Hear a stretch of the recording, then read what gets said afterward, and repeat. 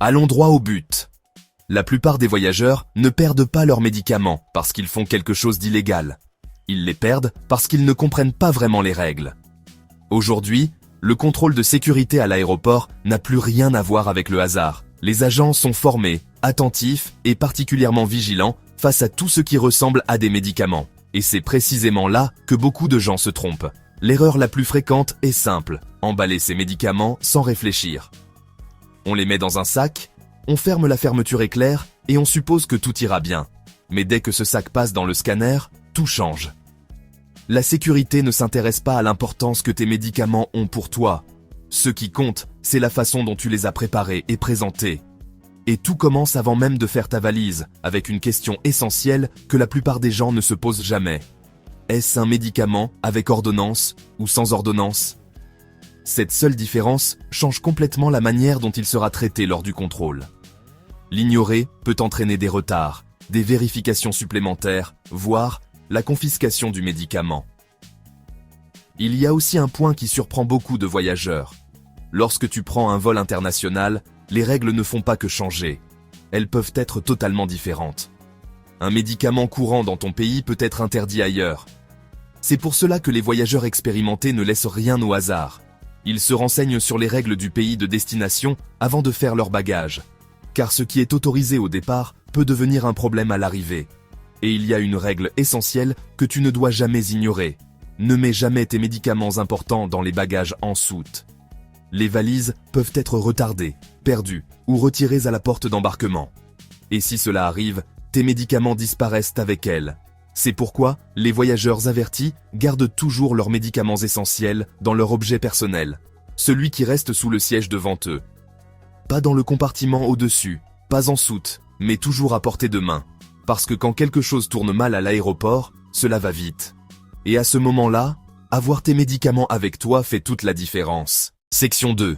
Les médicaments sur ordonnance. Là où la plupart se font arrêter, c'est ici que beaucoup de voyageurs se sentent en sécurité. Et pourtant, c'est aussi là qu'ils rencontrent des problèmes. Beaucoup pensent que posséder une ordonnance suffit. Mais ce n'est pas le cas. À la sécurité, on ne vérifie pas tes intentions. On vérifie la manière dont tu présentes ce que tu transportes. Dans un contexte national, les médicaments sur ordonnance passent généralement sans difficulté. La plupart du temps, ils ne nécessitent pas de contrôle particulier. Mais dès que tu voyages à l'international, les règles deviennent plus strictes. Il ne s'agit plus seulement de la sécurité de l'aéroport, mais aussi des exigences du pays dans lequel tu entres. Et ce pays ne se base pas sur ce que tu expliques, mais sur ce qu'il peut vérifier immédiatement. D'où une règle essentielle. L'étiquette de prescription doit être directement sur le contenant du médicament. Pas sur la boîte à côté. Pas sur un papier dans ton sac. Pas sur une photo dans ton téléphone. Elle doit être sur le flacon ou l'emballage lui-même. Sinon, tu donnes une raison aux agents de te retenir, même si ton médicament est parfaitement légal. Voici maintenant un point que beaucoup ne prévoient pas. Même si ton médicament est autorisé, la façon dont tu l'as emballé peut entraîner des retards. Si tes médicaments sont dispersés dans ton sac, les agents devront tout vérifier. Et cela prend du temps. Et plus cela prend du temps, plus le risque d'une inspection approfondie augmente. Les voyageurs expérimentés évitent cela très simplement. Ils regroupent tout au même endroit. Une petite pochette, un sac zippé ou un contenant simple suffit. Ainsi, lorsqu'on leur demande, ils ne cherchent pas. Ils sortent tout immédiatement. Clair, rapide et maîtrisé. Ce simple réflexe peut éviter une inspection complète de ton bagage. Parlons maintenant des quantités. En porter trop peut paraître suspect. En prendre trop peu peut devenir un problème si ton voyage se prolonge. La meilleure approche est équilibrée. Prends ce dont tu as besoin pour la durée du voyage, avec une petite marge en cas d'imprévu. Ni excès, ni manque. Un autre détail souvent négligé concerne l'emballage. En pharmacie, tu peux demander des formats plus compacts, comme des plaquettes, blisters ou des emballages plats avec l'étiquette incluse. C'est le même médicament, mais plus facile à transporter et à vérifier. Passons maintenant à une catégorie qui pose souvent problème. Les médicaments liquides sur ordonnance. Si le contenant dépasse 100 pl, ils restent autorisés. Mais sous certaines conditions, l'étiquette de prescription doit être sur le flacon. Le médicament doit être séparé des autres liquides. Il doit être prêt à être contrôlé.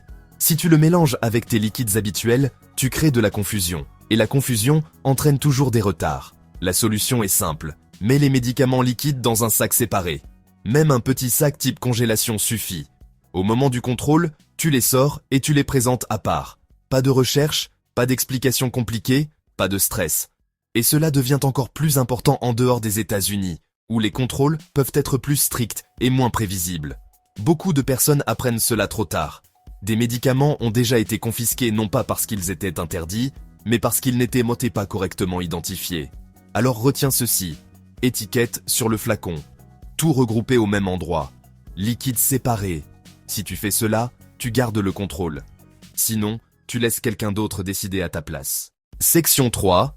Les médicaments sans ordonnance. La règle que presque tout le monde comprend mal. C'est à ce moment-là que beaucoup de voyageurs se relâchent. Et c'est précisément ce qui crée des problèmes. Les médicaments sans ordonnance semblent simples. Pas de prescription, pas de document, aucun risque apparent. Mais cette impression de simplicité est souvent trompeuse. Commençons par ce qui est effectivement facile. Les comprimés sans ordonnance sont généralement très flexibles. Tu peux les emporter dans ton bagage cabine ou dans ton objet personnel sans procédure particulière. La plupart du temps, ils ne suscitent même pas de questions. Mais même ici, de petites erreurs peuvent s'accumuler. Un exemple fréquent, utiliser de grosses boîtes à pilules. Elles prennent de la place, rendent le sac moins organisé et attirent inutilement l'attention. Les voyageurs expérimentés font autrement. Ils répartissent leurs médicaments en petites quantités, juste ce qu'il faut pour chaque jour, et les rangent dans des contenants compacts ou de petits sachets.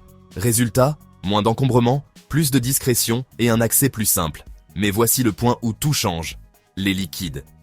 C'est là que la majorité des voyageurs se trompent. Beaucoup pensent que toutes les liquides doivent respecter strictement la limite des 100 mm. Ce n'est pas entièrement vrai. Lorsqu'il s'agit d'un liquide à usage médical, il peut dépasser cette limite, même sans ordonnance. Par exemple, les solutions pour lentilles de contact ou certains sirops.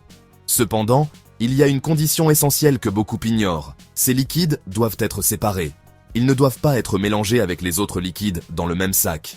Ils doivent être placés à part, prêts à être inspectés. Sinon, la sécurité détecte un liquide de grande taille au mauvais endroit. Et c'est là que les retards commencent. La solution est très simple. Place les liquides médicaux dans un sac séparé avant d'arriver au contrôle. Tu peux ensuite les sortir facilement et les présenter sans difficulté. Ce petit geste évite toute confusion. Tu peux aussi t'en souvenir avec 2 questions. Est-ce un liquide? Est-ce pour un usage médical? Si la réponse est oui aux 2, alors il doit être séparé. Même les petits détails comptent. Les gouttes pour les yeux, les solutions pour lentilles ou tout autre petit liquide peuvent être considérés comme des articles médicaux. Même s'ils ne doivent pas forcément être dans le sac standard, les garder organisés facilite le passage. Un point important que beaucoup de voyageurs interprètent mal. Même si les agents ne te demandent pas de sortir tes liquides, la règle existe toujours. La technologie peut changer la façon dont les contrôles sont effectués, mais pas les règles elles-mêmes. Compter sur la chance peut fonctionner une fois, mais tôt ou tard, tu tomberas sur un contrôle plus strict. Les voyageurs qui passent sans problème ne laissent rien au hasard. Ils appliquent les règles avant même qu'on ne leur demande. Section 4. Le moment qui fait toute la différence. Beaucoup pensent que le contrôle de sécurité dépend uniquement de ce qu'il y a dans leur sac. En réalité, tout se joue au moment où ce sac est examiné. C'est là que le passage peut être rapide, ou soudainement ralentir. La plupart des voyageurs restent passifs. Ils attendent les instructions, gardent le silence et espèrent que rien ne sera remarqué. Mais lorsqu'il s'agit de médicaments, ne rien dire peut compliquer les choses. Les voyageurs expérimentés font l'inverse. Ils prennent les devants. Une simple phrase suffit. J'ai des articles médicaux dans mon sac, souhaitez-vous que je les sorte? Avec ça, tout devient clair dès le départ. Tu ne sembles pas cacher quelque chose. Au contraire, tu facilites le travail. Et plus c'est clair, plus ça va vite. Les agents de sécurité sont habitués à ce type de communication, surtout lorsqu'il s'agit d'articles médicaux. Leur rôle n'est pas seulement de détecter des risques, mais aussi de comprendre ce qu'ils voient à l'écran. Parlons maintenant d'un moment qui génère beaucoup de stress, lorsque ton bagage est mis de côté. La réaction la plus fréquente est de penser qu'il y a un problème. Mais ce n'est pas forcément le cas. Cela signifie simplement qu'un élément doit être examiné de plus près. Ce qui se passe ensuite dépend largement de la façon dont tu as organisé tes affaires. Si tes médicaments sont difficiles d'accès, mélangés avec d'autres objets ou cachés dans des endroits inhabituels, comme des chaussures, l'agent ne pourra pas les identifier rapidement. Et quand quelque chose n'est clair, le processus ralentit. Dans ce cas, le sac est ouvert, tout est vérifié, et tu perds du temps. Tu ne suis plus le rythme de la file, tu es celui qui l'a ralenti. Les voyageurs expérimentés évitent cela en rendant tout accessible. Les médicaments sont visibles, organisés et prêts à être sortis si nécessaire. Cela accélère le processus et la rapidité inspire confiance. Parlons maintenant des dispositifs médicaux. Si tu portes un capteur de glucose, une pompe à insuline ou un appareil similaire, tu n'as pas besoin de le retirer. Les agents sont habitués à ces dispositifs. Au maximum, ils peuvent effectuer un contrôle rapide ou passer un test sur tes mains, mais l'appareil reste avec toi. Un autre facteur joue un rôle important, ton comportement. Si tu sembles pressé, nerveux ou impatient, tu attires l'attention. Et plus d'attention signifie souvent plus de contrôle. Les voyageurs calmes agissent différemment. Ils prennent leur temps, s'expriment clairement et répondent de manière directe. Ils ne cherchent pas à aller plus vite, car se précipiter augmente les risques de complications. Tu n'es pas en compétition avec les autres passagers. Tu passes un point de contrôle qui influence la suite de ton voyage. Alors retiens ceci. Garde tes affaires accessibles, communique clairement et reste calme.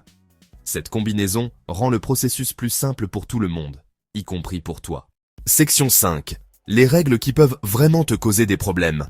C'est la partie que beaucoup de voyageurs sous-estiment. Et pourtant, c'est là que de petites erreurs peuvent se transformer en véritables complications.